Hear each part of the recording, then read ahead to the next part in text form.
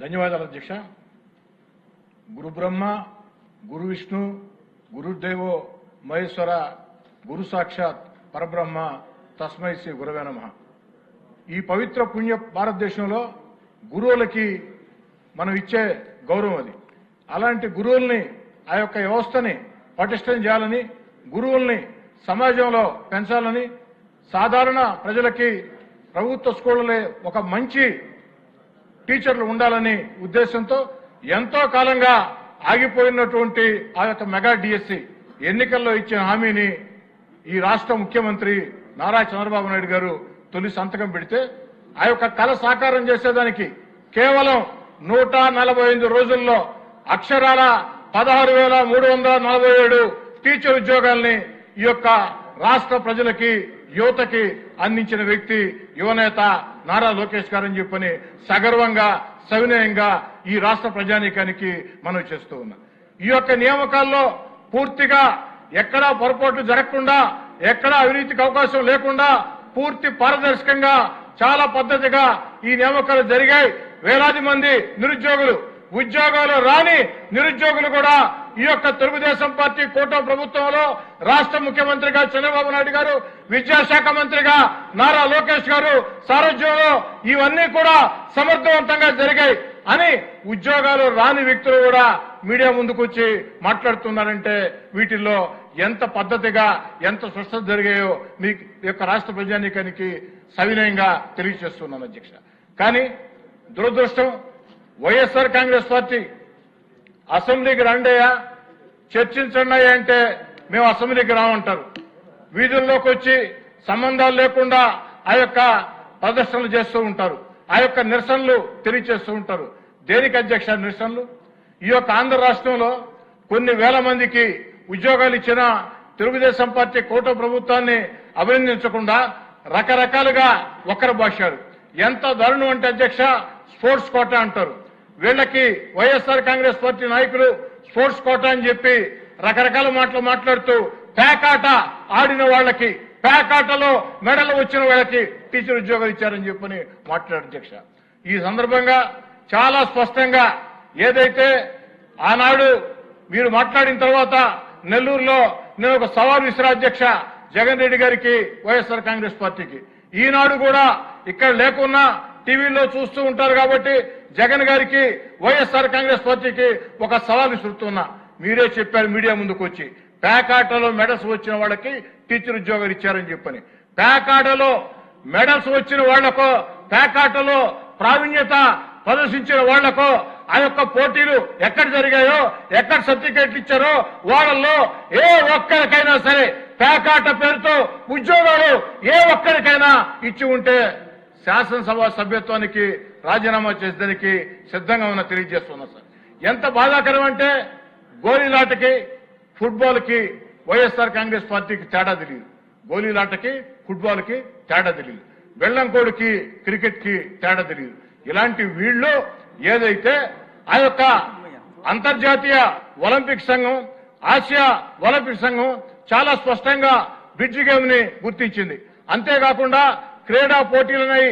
రాష్ట్ర పరిధిలో కాదు, దేశం, కేంద్రం 65 అక్షరాల 65 క్రీడా పోటీల్ని, ఈ క్రీడలను పెట్టాలని చెప్పని చెప్పడం జరిగింది. అదే క్రీడలు పెట్టడం జరిగింది. కానీ ఆ పెట్టిన వాటిల్లో ఇంత చెప్పాను బ్రిడ్జ్ గేమ్, ఆ బ్రిడ్జ్ గేమ్ కింద ఈ రాష్ట్రంలో ఏ ఒక్కరికి ఉద్యోగం రాలా, అర్హులు లేరు కాబట్టి. కానీ ఒక బ్రిడ్జ్ గేమ్ ని కేంద్రం గుర్తించి, అంతర్జాతీయ ఒలింపిక్ సంఘం గుర్తించి, ఆసియా ఒలింపిక్ సంఘం గుర్తించి ఇది క్రీడ అని చెప్తే పాపం జగన్మోహన్ రెడ్డి గారు క్రీడ కాదంటారు. ఈ సందర్భంగా నేను తెలియజేస్తూ ఉన్నా, జగన్ గారు మీరు క్రీడ కాదంటే అది కాకుండా పోదు, మీరు అవునంటే కాదు, నేనంటే కాదు, కాదంటే కాదు. ఆ యొక్క క్రీడలకి ఒక స్పష్టమైనటువంటి విధానం ఉంది. ఆ విధానం మేరకే పోతూ ఉంటారని చెప్పని సవినయంగా తెలియజేస్తూ ఉన్నా. ఈ విధంగా అధ్యక్ష, ఏదో సామెత చెప్పినట్టు ఎవడో ఒకడు విజయవాడలో బయలుదేరాడంట. వాడి స్నేహితుడు అడిగాడంట, యాడికి రా అని చెప్పని.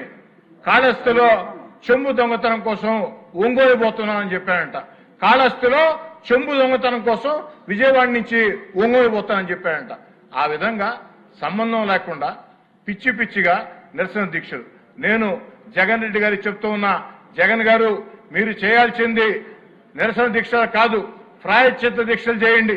ఎందుకంటే 5 ఏళ్లుగా ఈ ఆంధ్ర రాష్ట్రాన్ని మీరు సర్వనాశనం చేస్తే ఆ సర్వనాశనం చేసిన ఆంధ్ర రాష్ట్రాన్ని గాడిన పెడుతూ చంద్రబాబు నాయుడు గారు అభివృద్ధి సంక్షేమం రెండు నడిపిస్తూ అమరావతి రాజధాని నిర్మిస్తూ పోలవరాన్ని పరుగులు పెట్టిస్తూ మన బిడ్డలకి ఉద్యోగాలు వచ్చేదానికి లక్షల పెట్టుబడులు తెస్తూ అన్ని రకాల ముందుకు సాగుతున్నాడు. ఈ పనులు నేను ఎందుకు చేయలేకపోయినా అని మీరు ప్రాయశ్చిత్త దీక్షలు చేయండి. అంతేగాని నిరసన దీక్షలు చేసే అర్హత మీకు లేదు. అయితే ఈ సందర్భంగా ఒక మాట చెప్తా అధ్యక్ష, 12 సంవత్సరాల నుంచి ఈ శాసనసభలో నేను సభ్యుడిగా ఉన్నా. నేను చూసిన టాప్ 10 అద్భుత ప్రసంగాలలో ఈరోజు యువనేత నారా లోకేష్ గారు మాట్లాడిన ఈ యొక్క ప్రసంగం అని చెప్పని సవినంగా తెలియజేస్తుంది. ఎందుకంటే అరటిపండు ఒలిచిపెట్టినట్టు, పొద్దిగ్గా అంటు కట్టినట్టు, పద్ధతిగా చాలా స్పష్టంగా చెప్పాల్సిన భాషలో కోట్లాది ప్రజలకి, శాసనసభ్యులకి, వైసీపీకి, జగన్ గారికి తెలియజేశారు. ఇప్పుడు నేను అడుగుతున్నా, జగన్ రెడ్డి గారు సవాల్ స్వీకరించు. నారా లోకేష్ గారు స్పష్టంగా చెప్పారు, నేను చర్చకు వస్తా, అసెంబ్లీలో కూర్చుందాం, చర్చిద్దాం, ఇంకేడైనా కూర్చుందాం, చర్చిద్దామని. జగన్ గారు తప్పించుకోవద్దు. నిజంగా మీరు చేసినటువంటి ఆరోపణల మీద మీకు నమ్మకం ఉంటే నారా లోకేష్ గారి సవాల్ని స్వీకరించండి. అంతేగాని అలా కాకుండా నేను నా సాక్షి టీవీ, నా సాక్షి పత్రిక, నా యొక్క సోషల్ మీడియా ఇష్టారీతిగా ఇష్టం వచ్చినట్టు మాట్లాడతాం. ఇది సరైనటువంటి పద్ధతి కాదు, మార్చుకోమని తెలియజేస్తూ చిట్ట చివరగా నా మాటలు ముగించే ముందు ఒక్క మాట చెప్పదలుచుకున్నా. ఈ యొక్క రాష్ట్ర ముఖ్యమంత్రి చంద్రబాబు నాయుడు గారి ఆలోచనలు, ఉప ముఖ్యమంత్రి పవన్ కళ్యాణ్ ఆలోచనలు, యువనేత నారా లోకేష్ గారి కష్టం, ఇవన్నీ కూడా ఎక్కడికి వృధా కావు.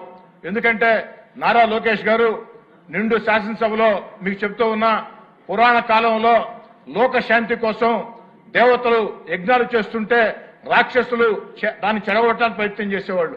కానీ దేవతలు ఇంకా కష్టించి యజ్ఞాలు చేస్తే చెడగొట్టాలా అనే రాక్షసులు ఆ యొక్క మంటల్లో పడి మడి మసయ్యేవాళ్ళు.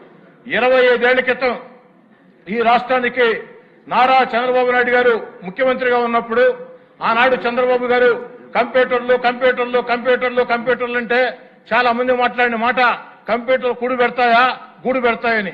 ఎస్, నేను కూడా ప్రభావానికి లోనయ్యా.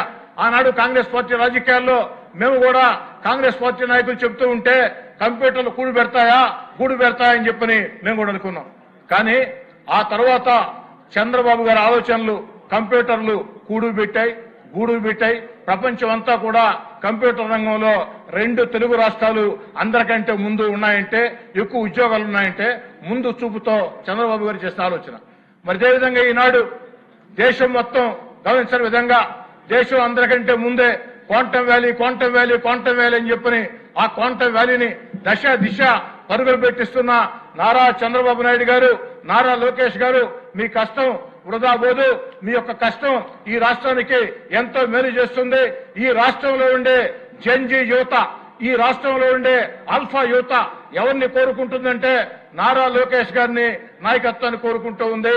వాడు చెప్పేది ఒకటే, మా నాయకుడు నేర చరిత్ర ఉండకూడదు, మా నాయకుడికి మంచి చదువులు ఉండాలా, మా నాయకుడికి విషయ పరిజ్ఞానం ఉండాలా, మా నాయకుడు ఎప్పుడు కూడా యువత కోసం ఆలోచన చేయాలా, మా నాయకుడు పెట్టుబడులు ఆకర్షించి లక్షల ఉద్యోగాలు ఇవ్వాలా, ఇలాంటి వాడు మాకు నాయకుడిగా ఉండాలని జంజీ యువత ఆల్ఫా యువత కోరుకుంటూ ఉంది. ఆంధ్రప్రదేశ్ లో జంజీ యువత ఆల్ఫా యువత ఆకాంక్షలకి గుండె చప్పుళ్లకి ఒక్క నారా లోకేష్ గారి నాయకత్వం ఖచ్చితంగా అన్ని రకాల కూడా మేలు చేస్తుంది. వాళ్ళ కోరికని తెలియజేస్తూ ఒక సీనియర్ శాసనసభ్యుడిగా తెలియజేస్తూ ఈనాటి ఈ యొక్క కార్యక్రమంలో, ఈ యొక్క చర్చా కార్యక్రమంలో నాకు అవకాశం ఇచ్చిన దానికి ప్రత్యేకంగా అందరికి కూడా ధన్యవాదాలు తెలియజేసుకుంటున్నాను.